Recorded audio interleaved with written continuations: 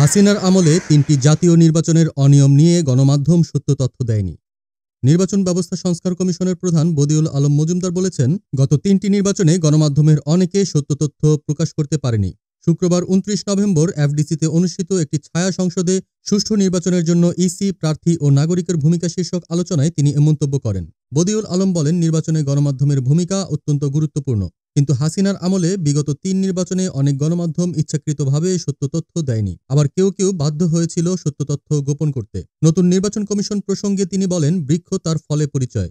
তবে এই ইসির জন্য বড় চ্যালেঞ্জ নেই, কারণ গতবারের মতো এবার ক্ষমতাসীন রাজনৈতিক দলের তেমন চাপ নেই। তিনি আরও বলেন, সরকারের সহযোগিতা ছাড়া একটি নিরপেক্ষ নির্বাচন কমিশনের পক্ষে সুষ্ঠু ভোট আয়োজন করা সম্ভব নয়। সরকার নির্বাচনের গুরুত্বপূর্ণ অংশীজন। গত ৩টি নির্বাচনে যেসব অপরাধ হয়েছে সেসব অপরাধীদের শাস্তির আওতায় আনার উপরও গুরুত্বারোপ করেন তিনি।